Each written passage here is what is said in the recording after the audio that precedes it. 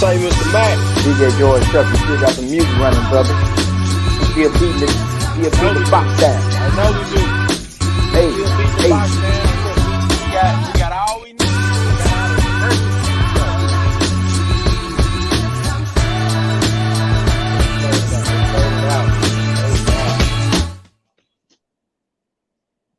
All right, man. How you feeling, brother? Man, I'm good, man. Hey, if I was any better, my name would be DJ George Chuck. Woo! Oh, man. Oh, come on with it now. Come on with it. Hey, man, it's a great day, man. We've been having a good time. We've been making it do what it do. Reminding everybody what this show is. This show is rated black and uncensored, real talk, real issues, real solutions. We're gonna tell it like a TI is. We're gonna pour up a good drink. Well, Chuck is not gonna pour up a good drink. I'm gonna pour up a drink for Chuck, and I'm going to enjoy my beverage because Chuck is in the middle of commutes. We are always. I think someone said one time that our nonprofit has the right name for us, which is Move, because we are always on the move. On the move. Definitely always on the move, man. What we drinking, man? Let's see. What should I pour up, Chuck? Should I go and jump on this Martell Blue Swift? Hey, man, you can't never go wrong with Martell. The Martell, a gentleman's drink. There you Gentleman's go. There you go. drink, Shout out to man. everybody checking in with us. If you're tapping in and you letting us. There's Tanya. What's up, TBC? Thank you for jumping in. Come on, Wagwan. let me get changed the layout. There Uh-oh, she she done go. jumped in here. She I done was on. jumped in I was here. on the Yeah, way. I was on the way. I was on the way. I'm drinking this Blue Swift good again. deal. I'm on this thing, and we're gonna make it do what it do. Oh, you Oh doing man, a cognac tonight, huh? yeah. Get that yak in your system. No, you can have that yak. I got some. I got that yak in my system. Why your camera not on? He's traveling. He's in I am commute. in commute between Foley and Gulfport, so we Oh, are gotcha. producing the show between the traffic that we are. I am currently traveling less than 5 miles per hour. Oh, Oh wow. gotcha. Yeah, yeah. Yep. Mm. Been in traffic like that on the way to Houston. It is not fun. It's not fun. Oh, wait, you're So going to Houston? no, I said I've been in traffic like that Oh, on the way to Houston. It is not fun, and it's just oh, stand still. Hour and a half, 2 hours sitting still. So look, so we gonna go to our older but goodie for our mental health minute, and that goes back to helping us understand about confidence over fear. And confidence over fear, if we break it down real simple, and knowing about your confidence in yourself, not listen to doubters, not listen to folks. They are trying to not tell you that you have the capacity to do the things that you know the Creator has given you. Most of it is having the faith in your Creator and the faith in yourself that you can accomplish those things that are set for before you. So confidence over fear, as I always say, faith and fear can't live in the same house. And faith over fear, those things which you have to know that you can do, and that you can, especially, and it's okay to say you can do them well, right? And to be able to continue to get better and better at what you do. So we are connecting the dots. We started a great conversation last week about civic engagement and the black community, black businesses, and how all these things are connected. And we got folks that really want to do something, right? So don't let them doubters tell you that you can't open that business, that you can't start this new venture or whatever the case may be. Put your plan together and go forth with it. So we're gonna make it happen. Back to you, Chuck. Are we doing? Man, What we doing? We doing the look, groove, or put we are your we pen doing together check-in and work entertainment? your plan. Well, look, I mean, I really, you know what the groove is with me. I'm driving, so let's do a check in with our with our sister to see where in the world is Tanya Boyd Cannon. ew, Where in the world is Tanya Boyd Cannon? ew. I just got home. Great. I mean, it was a busy day today between teaching pre-K through fourth. I had grad classes tonight on campus, and then an amazing event with the Recording Academy. Rodney Jerkin, Dark Child, Jazzy Fizzle, V Script. We're all in the house tonight, just dropping some gems about the music industry for songwriters, What? composers. Major event, dope event. And so then I have to meet with my manager. So it's just been a busy day. But I will say entertainment check-in for those of you, and it's something that Rodney Jerkin shared tonight. If you are songwriters, creators, create whatever you're producing, make sure you're with the PRO organization, performance rights organization. You're getting your credits, you're getting all of your royalties in a timely manner. And it was, and also just he talked about BMI becoming a for-profit company recently, whereas ASCAP, BMI, and CSAC were all nonprofits for a moment. But it's all going to Mm-hmm. benefit. It's all going to benefit the songwriters in the long run, artists as well. So just know your business, know the music business. If you don't know anything about the music business, the entertainment industry, do your research. This industry is one that you have to know what's going on before you walk into it. Everybody want to be a singer, everybody want to be a rapper, but you don't understand your splits, you don't understand copywriting, you don't understand licensing. And so it's just something that I would encourage everyone to really look into. And also, the second thing I do want to say, be careful who you're talking to because business will get out. I wasn't gonna sprinkle this, but I don't know if y'all saw in the news. Your girl Strawberry Letters, who does the Strawberry Letters on the Steve Harvey show, She was having a Yeah. conversation with her husband, ex-husband, and they were talking about Steve Harvey. It got back to Steve. So listen, Oh Lord. be careful who you are having pillow talk with. Be careful who you are talking to around the water coolers. Again, because you never know who Mm-hmm. you're talking to. But I said I like to say, look, the entertainment industry can be fun. It can boost your career. Some people it can ruin their career. So just keep that in mind. Know the biz. To know the biz, to love the biz. Hey, Well, Marcus. look, you said a mouthful right there. I definitely um you pillow talk ain't for everybody. Um and if you can say things in confidence to your sounding board, you know, will operate as such. But yeah, that's a whole nother type of situation with Miss Shirley from the Strawberry Letter. But yeah, Yeah, that's yeah. her. So, but I'm drinking tequila. It's Taco Tuesday. Now And hold up. You reminded me about something, not because of Taco Tuesday, but you kind of just glossed over Rodney Dark Child and mm-hmm, Jazzy Fizzle. mm-hmm. All of those people were in the space with you all tonight. Yeah, Jazzy Fizzle, V Script, Dark Child. Um, I mean, a host partners in crime. Kango was in the building. Um, Can't go slim. yeah, I'm trying to think who else I saw. I mean, I saw a host of artists that I know, and it was Yeah. met some new artists. Saul Paul, Rudy, great Oh, I artists, know man. Saul Paul. Yeah, so Saul Paul was there from Houston. So he was in the Yeah. building tonight. I met him for the first time tonight. So, being a part of the Recording Academy, it has its perks. Those are some great, perks to be able to meet and network. So, Yeah.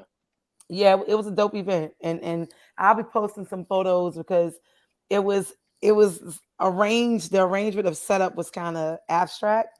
So I had to like Uh-huh. get on my tiptoes because I was at the front at the beginning. But listen, standing on concrete for like hours and hours, I can't do that for hours and hours. And nah, that ain't me. So I was like, let me go find a wall so I can Yeah. lean in. So I had to lean on the wall. But yeah, it was a great event though. Well, that's Shout out what's to up. Reed Wick, former President Sean Oswin of the Memphis chapter of the Recording Academy. So dope event tonight. Very good. Very good. Well, Mr. Mack, um, and Tanya, we thank you both for your segments. We thank you for the Mental Health Minute and the Music and Entertainment Check-In. We have some outstanding people in our green room tonight. We got some guys that we have been talking with and getting to know over the years and have become more familiar with them and invested with them and the projects that they got going. Mac, you want to jump in here and do some introductions while I am making my exit off the interstate to try to get on a byway instead of the highway? Yes, sir. Yes, sir. All right. So we continue the conversation we started last week about what we need to do in our community. And a lot of times, like I said, we need resources, we need a plan, and we need a model. These young brothers have created a model when we're talking about purchasing property and put into good use and how they did it. So the property they purchased, how they purchased it, and what the plan is for, what the plan they have for it is what we talk about what we need to move our communities forward. So we bring out right now the organizers of the Calico project that's down in Hattiesburg, Mississippi. So y'all brothers, come on out. It's Ken and Nick. Yo, So they yo, go. Hey, what's happening? How y'all doing? what's going on, y'all? Y'all doing all right tonight? Yes, sir. Yes, sir, man. Look, we got some new folks around. We got some. So real quick, if you can introduce yourselves and kind of give an overview real quick about the Calico project and how it started, then we'll dive in. Okay, King, you want to go first? Cool. Yeah, I kick it off, and we also got Deshaun just to introduce the team. So I'm Kim Moyer, pretty much the CEO of Calico Station Project, um, CEO of K Moyer Land Design Development, the actual developer on the project, and so we have Nick Williams and Deshaun Davis. Of course, they can do their own introductions. But the Calico Station project, we started this in 2021. And right now we're in the midst of construction, which I'll get into some detail later on the call. But it's been a journey, but and until we get into the questions, I'll pass it on to Nick so he can do a formal introduction himself, and then to Sean. Yeah, so I'm Nick Williams of Hattiesburg, Mississippi, also a member of the Calico Station development team and CEO and founder of Special Delivery Design Group. Some of the visuals that you see from a 3D perspective is what I facilitate on the project, as well as some of the marketing efforts, and I'll pass it along to Deshaun. All right, so good evening. I'm Deshaun Davis, real estate broker owner for the Davis Premier Group, residential and commercial realtors here in Hattiesburg, Mississippi, and also on the development team with these guys here.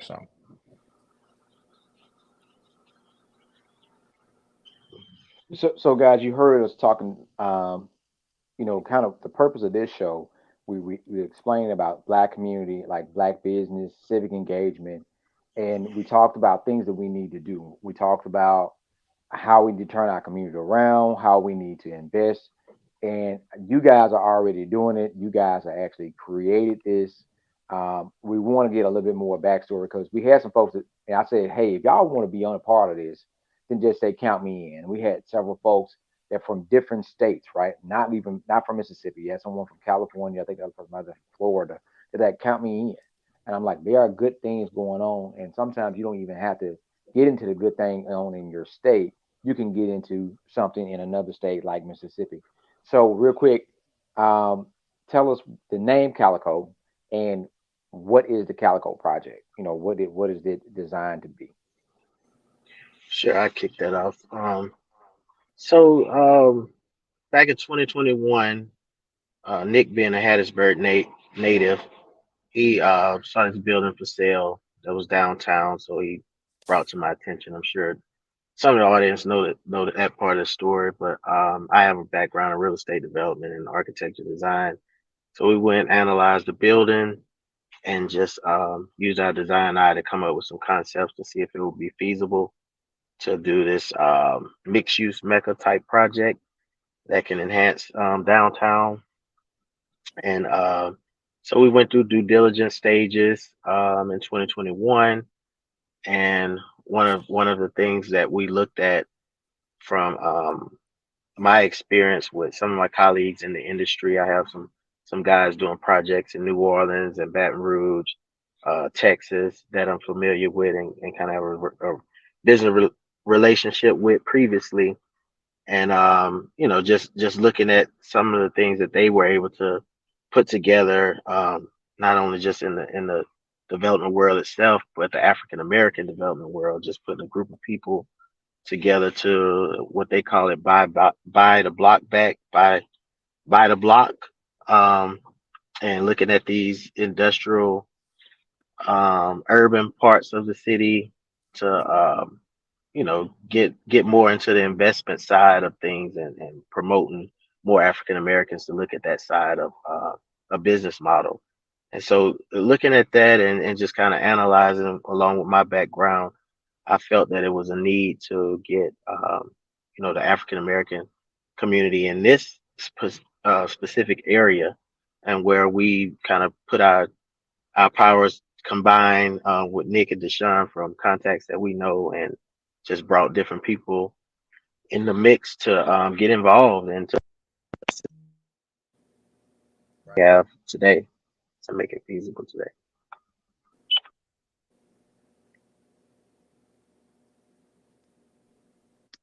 Nick, you want to add anything to that?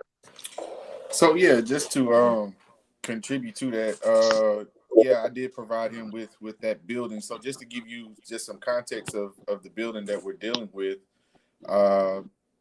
it was formerly used as an antique mall, but its original use backdates to 1925 as a meat packaging building. So the significance of that is by being a historical building, there's a certain process that we will have to undertake as we approach doing some type of redevelopment to it.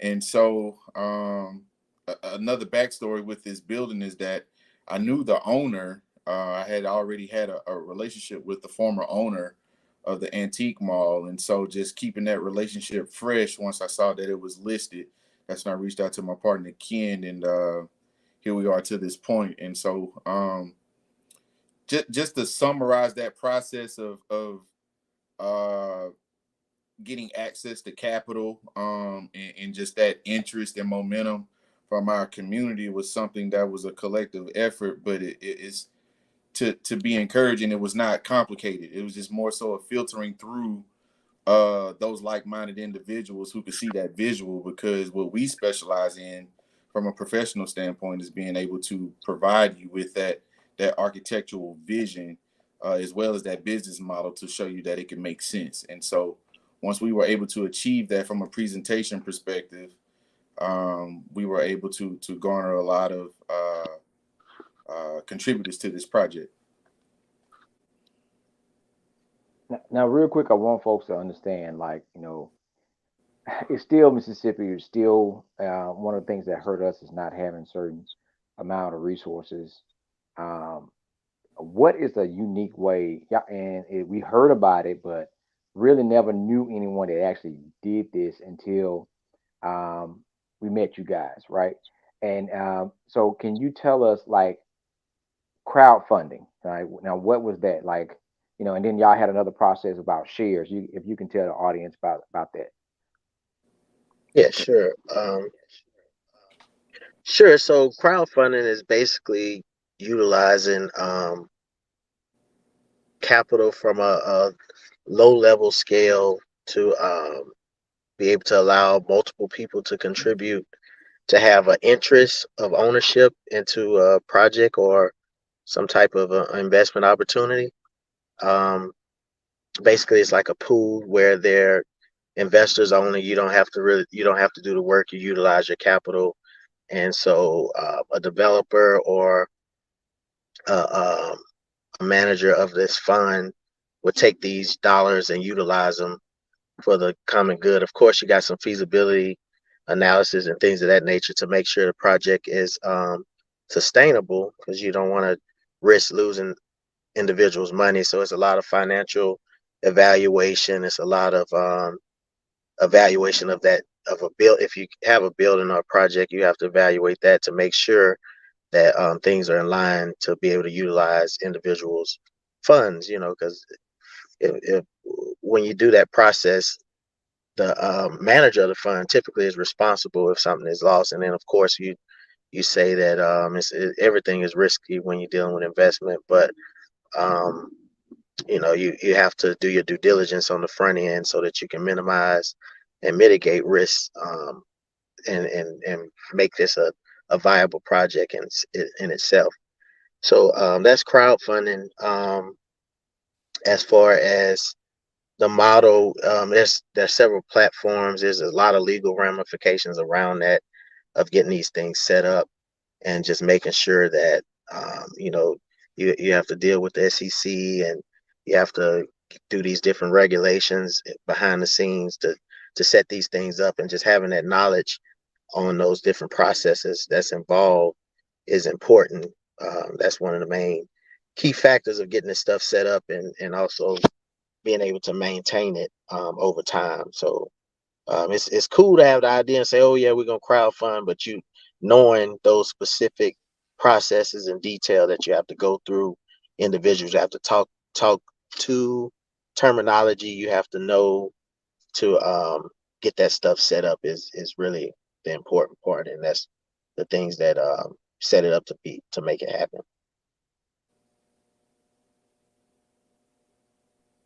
Okay. So I guess we could talk about the share part on the end. I think this is a good time to talk about the fun stuff, right? Yeah, So yeah. the Calico project, we know is an investment, is a project. It started out as this antique mall. It used to be a meat packing. That's where it was, and we know it's in a different stage now.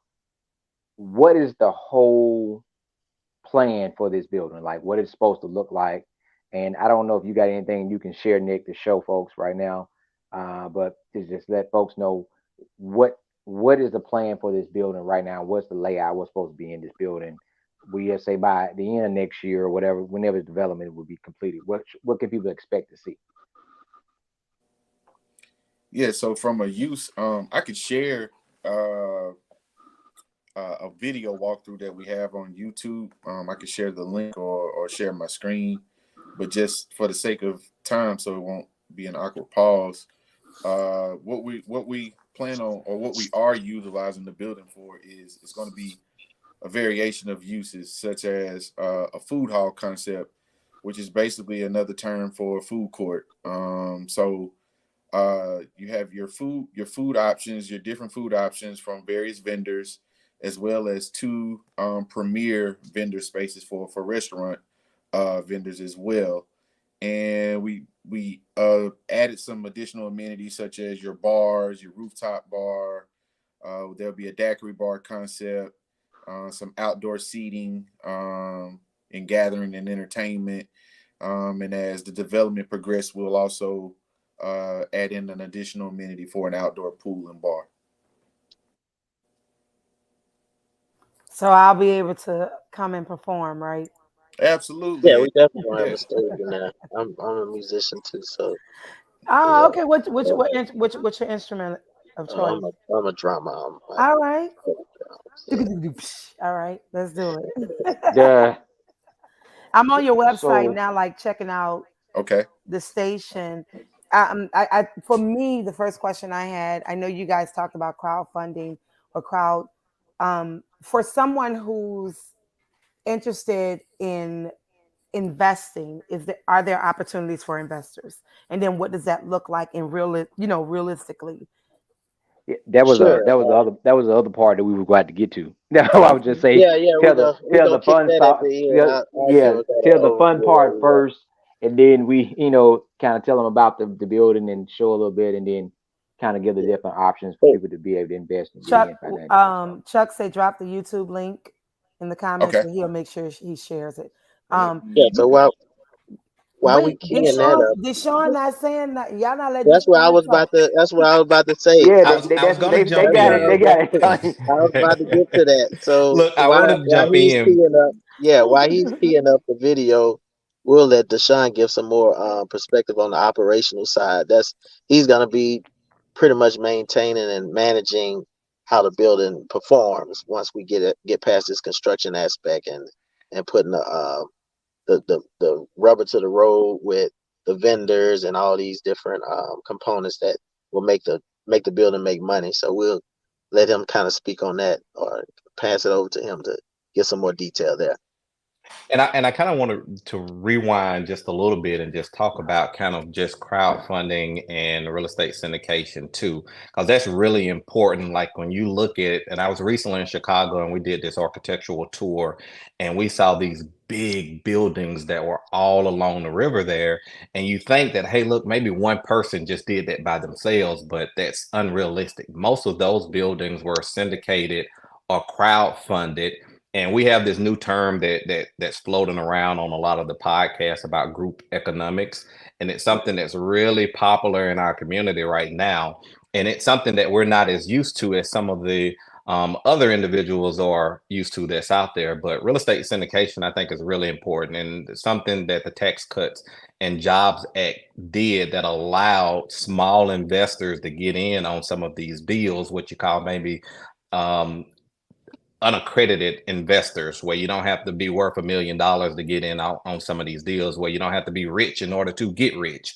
So I think we kind of brushed over that a little bit, and then kind of spending some time on that. Kind of, it's really important that now we have, and through podcasts like yours, through our team that are actually getting out and kind of doing these deals and having the experience, and having an experienced team to go through and say, hey, look, let's bring in somebody with real estate experience. Let's bring in somebody with design experience. Let's bring in somebody with an architectural background that have done these deals before, and put together a team here in a small state like Mississippi and do these type of things. So I think we don't want to brush over that too quickly, because then there's opportunities on and from just hopefully from learning from what we've done on this deal, that somebody can go out and say, hey, look, we've identified an apartment complex or another commercial building, and we like to copy that and do this and bring in some other investors and revitalize, or as Ken was saying, buy back the block. And that's how you start those incremental changes and actually change a zip code, change an area around. So I wanted to make sure we kind of went through that part of real estate syndication and how important it is from just our standpoint and looking at it, because these just the knowledge of this is not something that's normally been accessible to our community a lot. So, and then from an operational standpoint, man, just looking at what they design in this building, and architects and designers, they design some really nice and beautiful things, and you look at it and you're like, man, that is really amazing. And then they call in somebody to operate and say, hey, look, we got this beautiful design, we want you to make it, go out and sell it to folks now. So that's kind of my role in the deal as a property manager, is to go out, find those great tenants. We've been blessed enough with the excitement around this project to have our rooftop completely booked, to have most of our office spaces booked, to have our bars and our cafes and get that kind of attention to the project early on in the project. And then two, to be graced with, on these type of projects where you have in a historical building that's been there for 100 or more years, and to kind of go through the construction process and have some delays here or there, you want to make sure you do it right. So that's our big thing. We want to make sure the building is done right and it's there for another 100 years. So that kind of slows up the progress a little bit, but to be blessed with the kind of attention and the design that these guys put together, it makes it really easy to keep the attention and keep the excitement about it. So just we want to make sure we get as many exciting folks as we can in the food hall part of this project. That's what we're really taking our time with, because we know people love to eat, especially in our area. It's like it's like opening up a Six Flags when a new restaurant opens up here. If you come on game night, Raising Cane is like, it's like, I'm amazed. My wife hates Raising Cane's, but there's a line around the corner and up and down the street just for Raising Cane. So people love to eat here. So we want to make sure you don't like Raising Cane. I see you shaking. But we want to take our time and make sure we get something new. And one of the themes, the design thing, the marketing thing, was just having something from cuisines from around the world, just making sure we have an offering. So we want to just put that call out to anybody that has a unique food offering to get in touch with us to rent a space here. And what's so unique about the space is that normally if you go to open up a restaurant, you have to spend 50,000, 100,000 getting it right, getting it ready. With our space, they can come in and start operating just like a business in a box. They can come in and rent one of these booths and start their business and get the running in, and then grow. What our goal is for them to grow from our space to go to another bigger brick and mortar space, and then franchise off and do more. So that's our goal with this, is to make sure we have that space where somebody who has a food truck say, you know what, I want a brick and mortar. I want to be in one location at all times. They can come here, open up, and it's not going to cost them an arm and leg and to do it. And as their business grows, they can go and move into a bigger space, and then we can bring in another entrepreneur into this space and just keep that rotation going, because we have a lot of great chefs now that are operating out of their kitchen at home. They're doing some really good things, but they just need a space and an avenue to where they can grow their business. So that's what we're kind of looking at on our food hall space. I was excited. I know Mac was like, Tanya, they got this. I feel like the thing is, the excitement for me is because I recently set in on a project that's happening here in New Orleans, especially for redevelopment. But we often don't talk about investments where musicians can invest, where we can see a return, because we're often being picked last for big events and paid the least amount, right? And so my thing is, how can I find a way to be an investor and gain as well as grow, but also bring someone else in to grow? And I think this is an amazing thing that you all are doing, and that's happening. Brothers, Black men who are empowering the community and also empowering others to bring their businesses thriving. And the recidivism of what you just talked about, once you move on, someone else already has a spot. So that line, that wait list is already filled up to see everyone continuing. And I mean, that's streaming revenue for not just that business, but the community. So I feel that's a great thing that's happening. Congratulations, man. Thank you. Appreciate it. Thank you. Y'all said CJ said proud to support and work with these brothers on this project. It's near and dear to our heart at Black with No Chaser. So CJ Lawrence, the attorney extraordinaire, is on here. Shout out Appreciate it, Y'all. CJ. Chuck is in the comments. He said this is so dope. Y'all see, y'all got the Fusakali style joints. I guess I said that right. I don't know. Joints happening. You can jump in on that. Go ahead, Matt, because you know I've been in New Orleans over 30 years. I don't know too many. Don't let Chuck pull some of that Mobile shit. That's Mobile. That is straight out of Mobile, Alabama. That That is baby, from yeah. that That's from baby said Pritchard. that's Mississippi. Hey, look at oh See, yeah. Chick-fil-A. that's the Oh, they model did Chick-fil-A start it use with as food well. courts. Okay, yeah. They start. Yeah. So yeah. So, So you all are doing. Go ahead, Matt. no. I would say was Nick ready. Oh no, Oh, I so was just your video, Okay. So let me try and do this. Listen, this is normally where Chuck does his thizzle, and I'm about to attempt to do this. Y'all pray. You Somebody got come. it. You got it. doing You your got it. Somebody come and MIT look at thing. You y'all. got Y'all this. see it? Y'all see There it? it is. We see Y'all it. see it? All right. No, there it is. All Tanya, right. that's what you're gonna perform at right there on that bar. You see that bar? We're gonna Yo. put you out in the middle of the But pool. wait, look. Wait, what happened? I'm about to play Oh, it. he started. She got Y'all to got start it. from the beginning. Here we Yeah. go.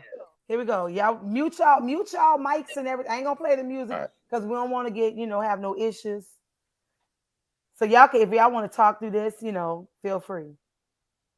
And Nick, I don't know if you want to talk or Yeah, you that's want me fine. to say it So because right now you're getting the exterior proposals of what we plan on doing on the outside of the building and just showing you that activity that I explained earlier. And so here's the front or front facade of that building where you kind of get a view of that activity on the rooftop. And it'll start panning around, just showing you, I guess from a square footage perspective, how much space is on that rooftop. We're very excited about this because this is actually a one of a kind space in our downtown area that's not even a feature. So we'll be a one of a kind with this feature alone. And as it's panning around, you can kind of see some of that bar space as well. Oh, That's that's in the center, fire. like an island. And That's then fire. and so up there on that top, we got a Caribbean restaurant and a daiquiri spot that I've already pre-leased those spots as of right now too. So those are already leased up. Word.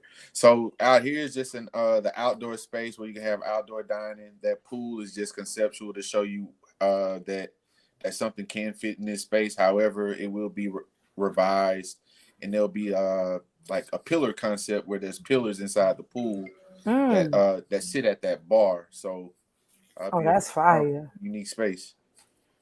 Here's just another pan out of that rooftop area just to show you how much activity can actually go up there, and just how this rooftop will be structurally supported to facilitate this many people up there. So Because we're looking at dining style tables, family style dining, that's right. which is something you don't see on rooftops. And I know this is something that I'm just asking off the wall. Are the tables are they movable? Is everything mounted? Because I know you talked about structural foundation. Will everything be mounted down, or is everything? No, it'll be It'll be movable movable. furniture. Okay, Yeah. cool. Mm-hmm. I'm just trying to think about like my 45th birthday party on the rooftop. Oh yeah. We'll You make know. room for all your people. You in there? Do you have an idea of the capacity for like how many people you could probably put up there just based on the model and structure? Well, based on life safety plans, I think we around 200 people or something like that. That can be accommodated on the roof top as far as standing room. But we're probably gonna accommodate from 125 to under 200. So we'll probably be around the 150 range as far as seating and just standing space on the rooftop. And some of that stuff, just to get in some detail, we're dealing with historics and things of that nature. there are certain activities and certain parameters that we have to maintain during our historic period, because with tax credits, they look big at like maintaining the original use of the building, which was an industrial building. So they really don't want to see a lot of rooftop activity or people on the roof, but we accommodated some of the issues there by doing a design concept to lower the roof so it's lower behind the parapet wall, which would allow us to have some kind of activity that cannot be seen on the rooftop. So it's a lot of different aspects of the project that we had to maneuver through time, and it takes a lot of time for a project like this with that so many different components and moving parts. So kudos to the team for sticking in and playing that part to make all this stuff happen. Man, And shout I'll out say to this too, y'all just saw kind of the food hall spaces that we want to really focus in and get some really good vendors in. We got the bar space and an event hall space that'll be available for rent, where you can come in and do private parties. You can do your musicians night where you have your live music. We have and part of our business plan and part of our model to do like maybe some comedy nights and to rent that space out, to have it like a smaller, intimate space where grown people can go and enjoy a night. And then you have the food as far as the food hall space there, and you have those bars and you have the small cafe. And then at nighttime, maybe when the pool is open, you have all of those things that are right there in downtown that's very unique that you don't see in a lot of downtown spaces. So we think it's going to be really unique and really different from just a consumer standpoint. So And this is in Hattiesburg, Mississippi, correct? Hattiesburg, Mississippi, Okay. downtown. Okay, I was because someone asked in the comment section. Just want to make sure that they understand. You got to go to the bird. I don't know if that's what y'all say, Hattiesburg. Yeah, Definitely. we're a short drive from I'm everywhere. like, We're a hub city. It's a hub city. We're a short that drive from everywhere, Yeah. from Jackson to Yeah, Coast, Mobile. You can get here in an hour and a half. New Orleans, you can take get the here you can listen. fairly take the quickly. train from New Orleans straight There you to the go. Oh, downtown site. baby, trust me, I know how to get to the bird. I just wanted to make sure I wasn't making nothing up. But no, I feel like so looking at based on this video, you all will have a building that is operating almost 16 to 18 hours a day because you have a cafe, you have your dining hall, you have your rooftop, you have your bar, you have your nightlife scene that's happening in this building. Can you just talk a bit about historic preservation? Because oftentimes people, and I know for myself, because I'm in the Lower Ninth Ward, been here over 20 years. I'm often talking to my neighbor who recently, she was one of the first Black girls to integrate McDonald 19, the Lower 9. Now she owns the school, and the school was revitalized, but all of majority of the renovations that took place, it was probably 30% renovated, with the other 70% preserving the historic, establishment of the building. So can you all just talk a little bit about how important it is when we're preserving these buildings without feeling like, well, this is my building, I purchased it, and why that's so important not to change it, because you talked about tax credits, and a lot of people don't realize why that's important as well. And I'll say this really quick to you left out. We have office spaces that are going to be in the Yeah, basement part of this too. So we're going to have co-working office spaces where you can rent by the hour. So if you have like gig workers or somebody that's doing an like insurance, or even a new real estate broker, and you want an office space to meet a client in, you can come down and do that in the office space too. So we got the full gamut covered as far as like a mixed use commercial space. okay. And so I'll get briefly into the historic preservation aspect, which is an important component to the project, being that we are utilizing tax credits for this building and for the funding. So years ago, the federal government put in place to where you can get a certain percentage of your money spent on a building if you preserve its historic integrity based on the time period the building was built. So you do research. It's an application process. It's a three-part application, and basically they have different rules and regulations that you have to go by as far as guidelines to do the preservation of this building. So you have to implement all those things inside of your plans, and then it's a review process. They may have some comments to where they want you to address this and that to make sure it's in line with the preservation guidelines. And then from there, they'll reward you with being able to get tax credits for the building.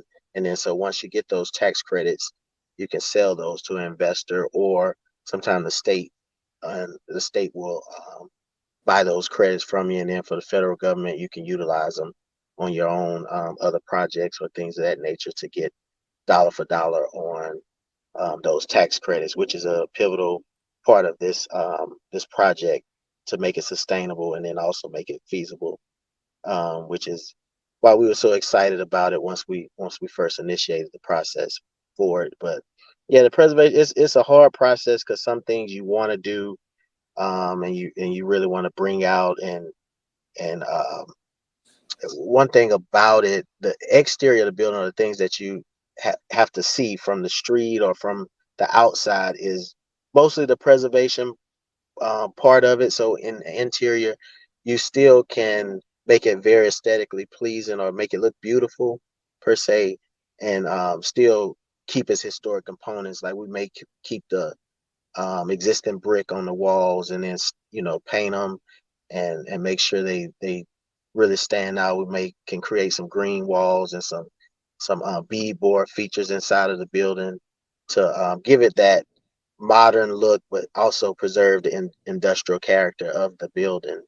So that was a process that took place for a long time, just to really get everything designed up and in line with those guidelines to where we can preserve those tax credits and preserve the building as well. All right. So Tanya, the moment you've been waiting for. Yeah, we'll get into the weeds. Tell us, for brothers and sisters out there, they're really ready about that talk, and more about that walk than that talk. How can the average person get involved in a great process like this, and start out from the smaller scale all the way up? How can we get involved, and is there a limit, or something to that nature? Sure. So the way we have it set up, we have shares allocated per each investor. We started off with 150 shares. Now we've combed through it. When we first started the project and it was an idea and we was trying to get to close and to purchase the building, we started off with a reasonable amount of people being excited and doing an initial investment on the project. But then once we purchased the building in 2022 and started getting some more traction, and we definitely got a lot of other individuals excited. So our share amount that was allocated initially probably doubled at that time frame. So we was able to raise about 150,000. So our goal was to raise 375,000 total. Um, so around the purchase of the building, we raised about 150,000. Then it continued to grow as we got to the construction phase. So now being in the construction phase where people see the excitement, you actually see some progress being made. We own the building. um, there has been a jump, from an investment perspective, and now I think we have about 10 to 15 shares that remain for the building out of 150 shares. So the goals of the shares, and which this is how it works, it is connected to the value of the building. So right now we have them valued at 2,500 per share. But once that building is to a stabilized factor and you start getting some increased value in the building, of course that share value will increase with the actual value of the building. The building started off being valued at 330,000, and so once we finish and complete construction, we'll be at about 2.5 million at that time, and then once we get to a stabilized factor, we'll be probably around $4 million for the worth of the building.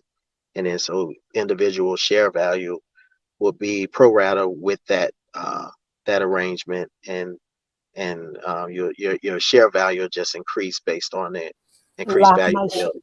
lock my share in place, please.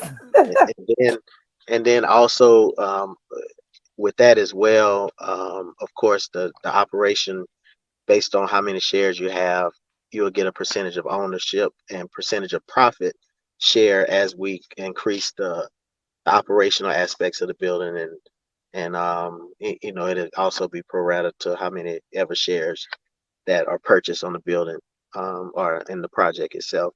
So you'll be able to make money from a value perspective and then a profit share perspective, to where if at any time, once we do a evaluation of the project and the building and see what it's worth at that time, individuals that invest would have an opportunity to sell their shares for the value that it is at that time. So we will have that opportunity set in stone as well.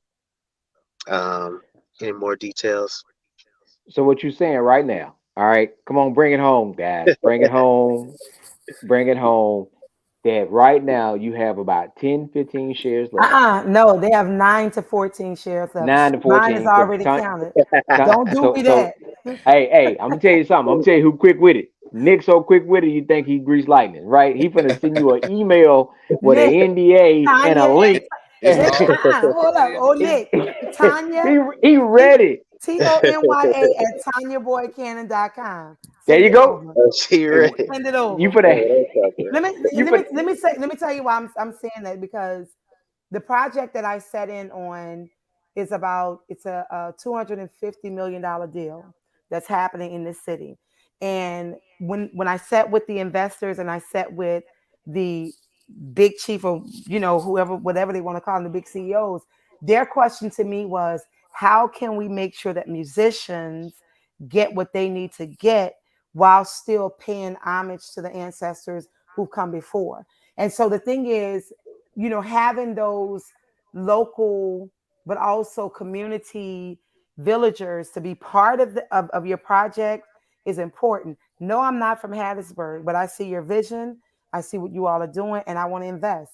Will I make money? Yes. Will you make money? Yes. Will the community make money and thrive? Yes, because you already know where money is, where it's happening, somebody else wants to come in and continue. So I feel like that's the thing. It's 9. Y'all have about 9 to 14 spots left. Hey, Yes, listen. indeed. Hey, let's steal a little bit from the Baptist church or the church. All right, would there be another? If you want to get in, start dropping the comments right Will now. there be Count me one? in. Will there Would there be be one? one? Twenty Scotty, five hundred dollars. I Scotty saw said he 4 shares deep, 4 shares baby. deep. Scotty got Hey, enough game hey, from the beginning. What's up, he cousin? got in. He got in. Yeah. He knee Shout out to deep. So Scotty. so Nick, Deshaun, y'all want to give them some more insight on the growth around downtown right now? It's a lot of different projects that's kind of Oh catching man. that And wave, and it's gonna be we right on time for this stuff. Like we right in the midst of the growth of downtown Hattiesburg, and so a solid yeah, project. Go ahead. I think between from where we are now within the past maybe year, there have been over 13 businesses that have opened up downtown. And so what what we have right now is this boom that's going on right now, and we just happen to fall right in alignment with that momentum. And so everything that's happening is literally within proximity of our development. So we literally have right next door to us a 3-story condo that's under construction right now.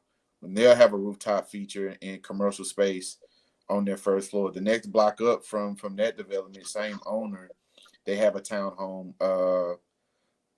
development that will take place right after the completion of this project that I just mentioned. And so you have if for my people who watch HGTV, if you're familiar with At Home, which is the show that's not At Home, uh, Hometown, excuse me, uh, the show that's based out of Laurel, Mississippi, which is 30 minutes away. The creators of that show are relatives are of the building that's directly around the corner from us, which is a tourist attraction, which is called the Lucky Rabbit, and they just extended their footprint into a 42,000 square foot building that's right next door to theirs. So you have all these different components going on, and some inner workings that's going on with from an infrastructure standpoint, to create some more development districts along the river, and I just leave that at that because that's a little top secret. But you got a lot of stuff going on right now within proximity of our project that makes this way more exciting. So it's a good time to be an investor. If not, yeah. And then I'll piggyback on that too. Kind of our motto here is live, work, play. So just within downtown, you have those 3 condos, and is a lot of excitement about folks moving into downtown to live there. Just on the work side, you have the city government that employs hundreds of individuals that are already downtown.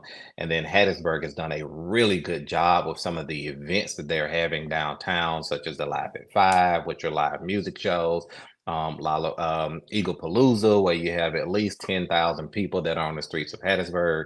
So First those Saturday. type of events are just all around us. And then what I'm really excited about, and something that we've needed in this area, is a corporate headquarters in Jones Company that's opening in Midtown. That's going to bring 370,000 a year people that are making that kind of money into the area. So all of that is converging on our downtown. Is just a mixed use commercial building like what we're opening, is just in the prime location and perfect timing for what we're doing in the area that we're opening it in. So Look, somebody texted me and said they're tuning in now. They said they had my attention when they went to talking about the kitchen. I love to cook. So New Orleans trying to come and cook in We one little need We spot. need that one. NOLA We need it. cuisine. We need that New Come Orleans. on Drop, up here. listen, Yes. drop the link, man. We got Gretchen, folks want to get these them shares. boys Get the, said come run that food. You heard me? Yes. I love it. Yesterday. I yeah, love our food it. hall, like I said, anybody that has a unique concept with food, we want to talk to you. We want to interview you. We want to give you an opportunity to thrive in the downtown Hattiesburg market, because there's an opportunity in space here. We probably per capita have more restaurants than anywhere else, any metro in the state, right here in Hattiesburg. And if you've heard of any of our chefs here, they do really good. So anybody that has a unique concept, we'd love to talk to you about coming and being in our food hall.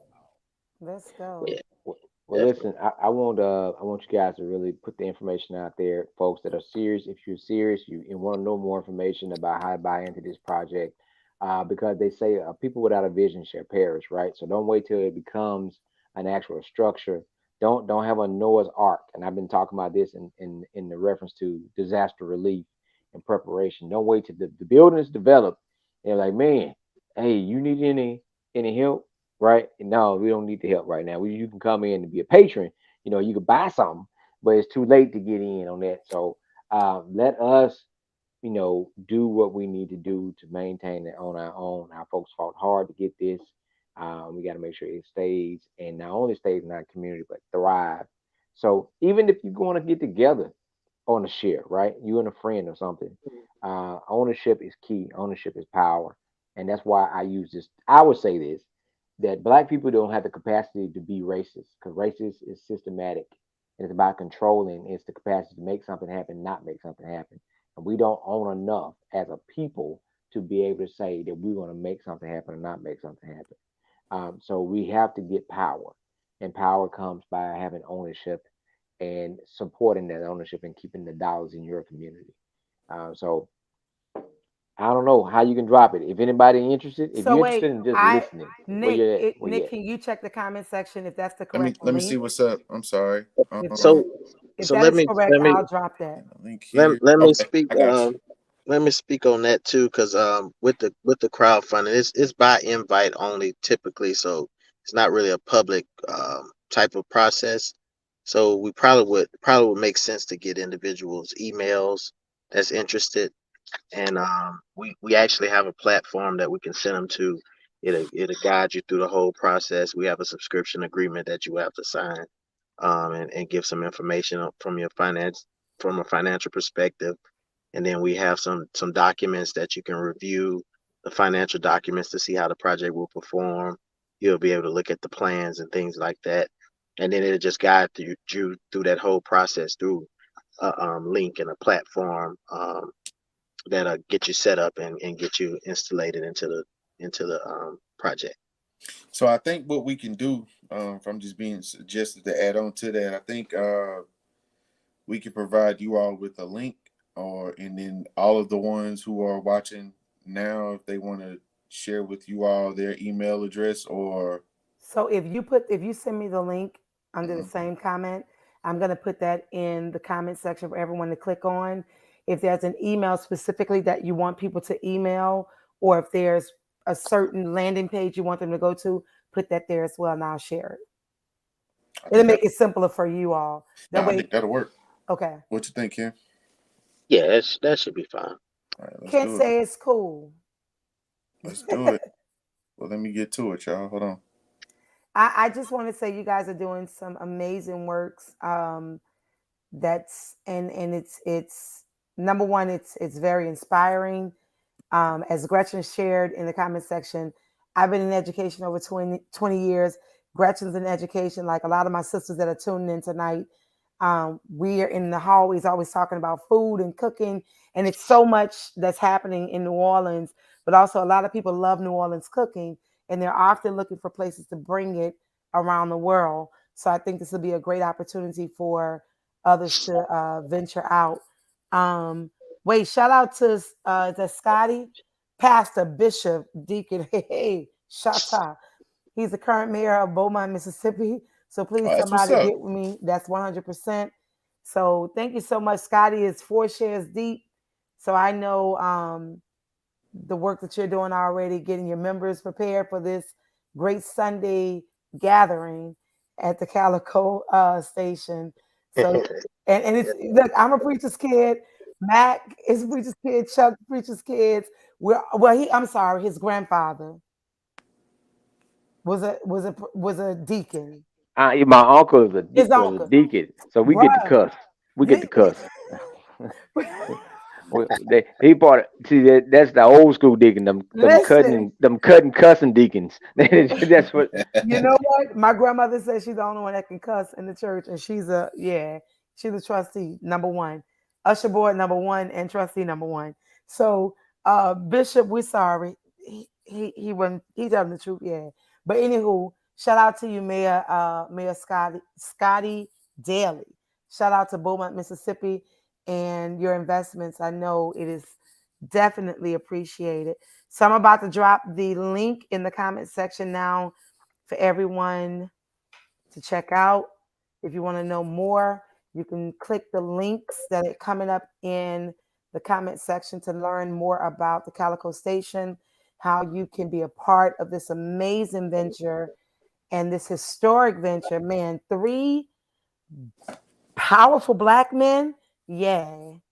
Yeah. And this is just a tip of it. That's not including all the investors and supporters and the prayers of mama and grandmama and auntie and all the family members friends who prayed for you all to bring this into fruition. So I'm humbled and honored and looking forward to investing. Well, we Tanya, I appreciate can't the see support, y'all. on my end. Can if anybody have any questions right now is a good time to drop it in the comments. So if Yeah. you have any questions for these guys, it could be about the business. If you want to hire them, because listen, money talks. So if you want to duplicate something in your area, no matter what state, I'm quite sure if there's enough money involved, they will travel. So reach out to them. Drop the comments if you have any questions about the project or interested in doing something like this in your area. Oh, yeah, Yeah. we can definitely set up a consulting session for anybody that's interested. So, Oh, I love it. That was going to be a question I had for you all for the really, really, and I'm not going to say really quick because I don't want to rush your nuggets. Drop some gems, and all 3 of you can share from your own experience.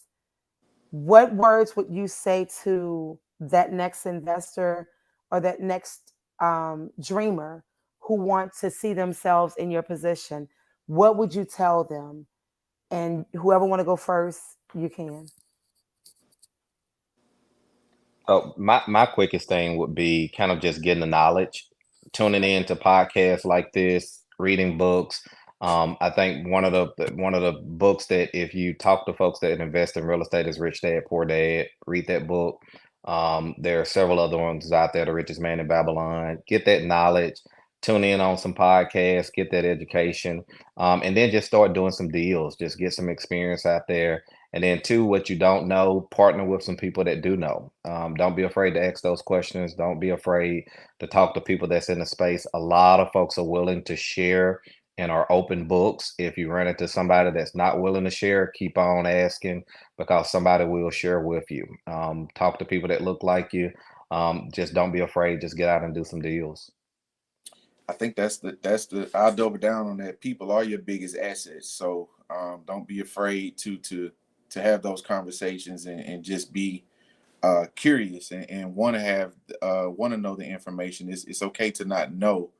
And so I think where we thrive as a unit, each of us bring our own skill sets to the table, and we form Voltron. And what we don't know, we're still open enough to go seek that information, and we're resourceful enough to go bring everything back to the pot. So that's what it's all about.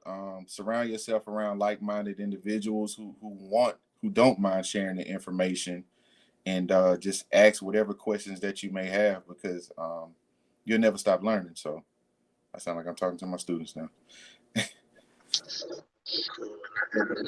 I'm driving now, but I'll just piggyback off of what the fella said, which is all spot on. But one thing that kind of deters people from getting involved with stuff like that is fear, like Nick said, and what they say, fear is false evidence appearing real.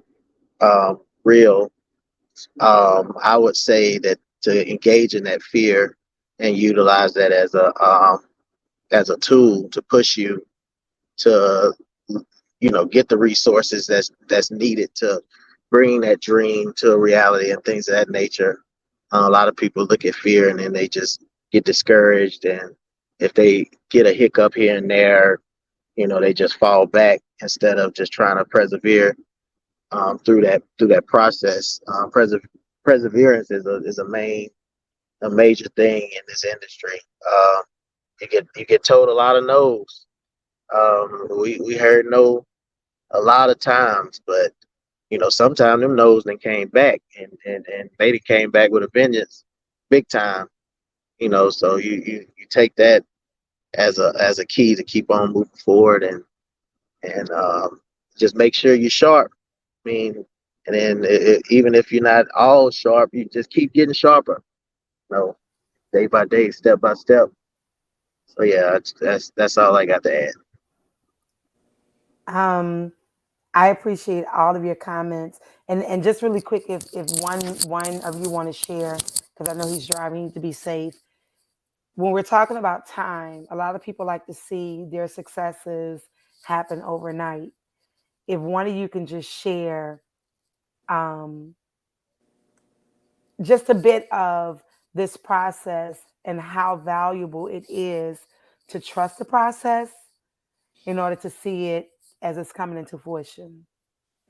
I think that's probably the most important thing of this project is the actual process, and the gems that we've learned and the resources that we obtain from just stepping out on faith and putting this idea together and seeing it through fruition. So I guess to double down on that's probably is the most valuable thing of this project, is the process. And now we have something tangible that we can provide as proof of concept to our community and duplicate this model throughout community. So trusting the process, having an idea, and just having the wherewithal to see it through, and understanding that teamwork makes the dream work, I think is pretty much the recipe. And it's a lot of cliches that we're throwing, but it's really not that complex. I think people oversaturate themselves in doubt and fear, and just really just being distracted from other factors. One thing I like to do personally as a nugget is I know by us being in the technical space right now, everything that you need access to is literally in the palm of your hand. All of us, for the most part, have access to a smart device. And we know that as technology progresses with things such as AI and all your algorithms and stuff like that, you can be ahead of the curve and be strategic by filtering your own searches and programming your database, i.e. your brain, through your searches in your phone, by looking for information that you know that you're not privy to. So as you're doing that, now your phone will inadvertently filter you with similar like information. And now you're starting to see, like, if I'm going on social media, I'm being thrown these different advertisements or these different groups of like-minded individuals. So you have to be that program, like program yourself to have access to the information, because it's literally in the palm of your hand. And I'll piggyback on that too, kind of just putting the work in. Like most people don't see what's behind the scenes, but the development team, the core team, we've been meeting for at least 2 years, every single week, planning, developing, working through numbers, visualizing, just working through the deals. And it seems like sometimes it's like, man, that's a long time to be working, to a deal. Before we even started approaching people, we was working on this for months at a time. But throughout that process, we've been able to come up on a development deal and some other deals that we've just been able to come up along because we've just stuck through the process and put the work in. So that's something that most people have to understand, that you have to put the work in. And if you just keep waking up every day, one foot in front of the other, we're putting in the work, doing the right thing, then things will come together in the end part of it. And you just got to have that knowledge and that grind and that work ethic. And so to sum that up, Bishop Daly says, what does a loaf of bread and a baby have in common? They both had to go through a process in order to rise up, to be the best they can be. We go through in order to get to. Always remember that. So that sums up everything that you guys said. Come Word on. from the air, Ishababos. Hey. Come on, Bishop. We like to have our fun as well, but God is first. And Yeah. God loves laughter. You know what I'm saying? Yeah. So thank you so much for those nuggets and reminders. And thank you so much, Reverend Daly, for summing it up as well for all of us. I'm looking forward to my investment and returns, but also looking forward to educating my communities about what you all are doing. Because Mac, my frat brother, Z5, so sweet, is always talking about community work. And I feel that we talk about root work. This is part of root work, is what you're doing. You're reaching back to continue to stand on the shoulders of those ancestors who were part of that building to make sure it was built, but also made sure that it was functioning daily while working and sweating. And now look how you all are standing on their shoulders and smiling because they put the work in so you all can be where you are. And real quick, with a lot of folks that might say, "Hey man, I don't have no money to do all that type of stuff. I don't have the money." Here's the thing: what the folks that we talk about, and some people don't know about it because they're not interested in what our forefathers and ancestors have done to own. Ashe. Sometimes, if you're really serious about a project, you're really serious about building that house, you're really serious about getting that truck to make more money, you got enough money. You okay with your primary job where you work. You can pick up a part-time job or a contract or a side hustle with that whole purpose of that money is to go into whatever the project is, whether it be an investment to purchase that truck to get your business off the ground, whatever it may be. If you are serious and say, "Hey man, I really want to get into that," but if you don't have the money, are you willing to find a way to create the income that you need to That part. invest in your future? Right? So I know people that do that. And that's what we talk about. The terms you use for black business and black business development, you got to have a hustler's mentality, right? You can have a corporate brain, but you damn sure got to have a hustler's mentality. You got to hustle like you broke all the time. And you got to be able to, because when a deal like this pop up and you can say, "Well, let me confer and check my books and see if I can move this money to put it in here," right? Or you say, "I want to get in," and you willing to go get the money to get in. But a lot of times when those opportunities strike, for us as black people, we don't have access to resources or are not able to jump on them and say, "Hey man, it's only $2,500 today," and you're like, "For real?" Let me Can you get that? let me jump Go in ahead. when you said that, because that was a good segue. So only $2,500 to those who say that's still an ambitious number. What you can do, or what we've seen as a strategy, uh, find that person you trust, or that relative, or that friend. Maybe y'all let's just say you divide that 25 by 5 and y'all create an LLC. So now it's not, now that share is going in as an asset to that LLC, an investment, That versus part. it being a personal investment. It's more of a business investment, and now you're building business credit.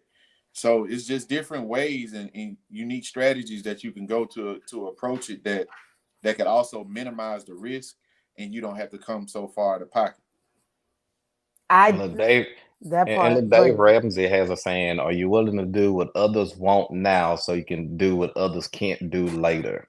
So a lot of times it take making that sacrifice now, so you can live that better life in the future. So every single day we're faced with decisions of, okay, do I go out and I buy this new car, or do I go out and eat and spend 60, 70 bucks there, or do I make those decisions that make a difference in the long run? So we just, every day we're faced with those decisions, and it's just, when do you want to start making that incremental change that will change your life around? So Yeah. So you guys, and I say this, that one of my mottos is, what you do not see that you need, you create, right? If it does not exist, then you create it.